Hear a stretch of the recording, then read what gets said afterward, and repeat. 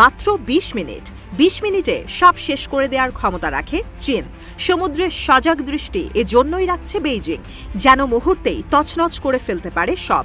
কিন্তু সামরিক শক্তিতে বিশ্বের শীর্ষ দেশ যুক্তরাষ্ট্র কেন ভয় পাচ্ছে চীনকে?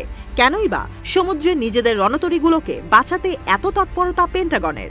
চীনের সক্ষমতার বিস্ফোরক তথ্য ফাঁস করেছে খোদ যুক্তরাষ্ট্রই। এমনকি স্বীকার করেছে যুদ্ধ শুরু হলে ২০ মিনিটেই রয়েছে হেরে যাওয়ার শঙ্কা।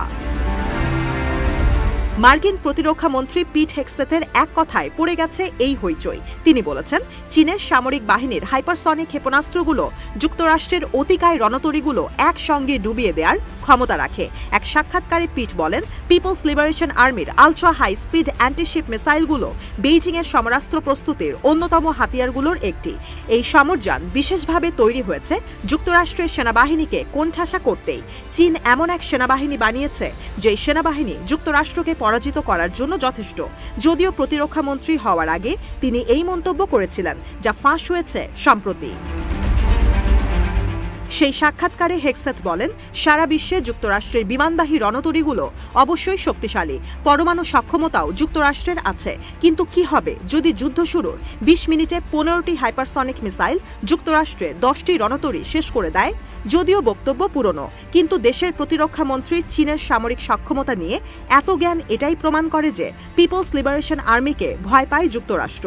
মার্কিন বিমানবাহী রণতরীগুলোর এখন হাইপারসনিক মিসাইল প্রতিহত করার মতো প্রতিরক্ষা নেই বললেই চলে। সেক্ষেত্রে অ্যান্টি মিসাইল ইন্টারসেপ্টর মোতায়েন করলে বিপদ কিছুটা কেটে যেতে পারে।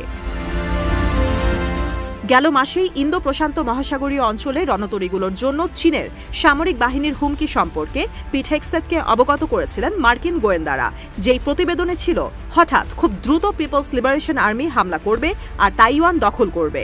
১৪ দিনে চীনের সেনাবাহিনী প্রবেশ করবে রাজধানী তাইপেতে।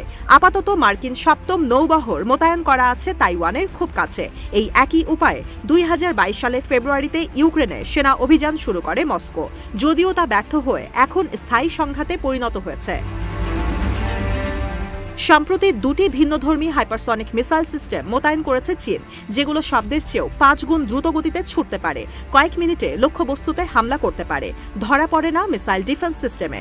মধ্যম পাল্লার DF-17 মিসাইলের সঙ্গে হাইপারসনিক গ্লাইড যান সংযোজন করে ক্ষেপণাস্ত্র আরও আধুনিক করেছে PLA।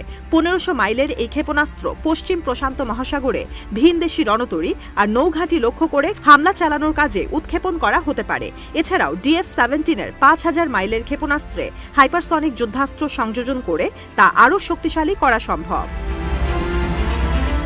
পিট হেগসেথের অভিযোগ, দেশের আমলাতান্ত্রিক জটিলতা আর অস্ত্র উৎপাদনে ধীর গতির কারণে চীনের সঙ্গে সব যুদ্ধে হারবে যুক্তরাষ্ট্র।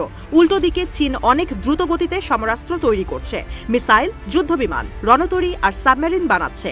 এখন পেন্টাগন হাইপারসনিক মিসাইল তৈরির কাজ করছে, যেন চীন আর রাশিয়ার হাই স্পিড মিসাইলকে টেক্কা দেয়া যায়।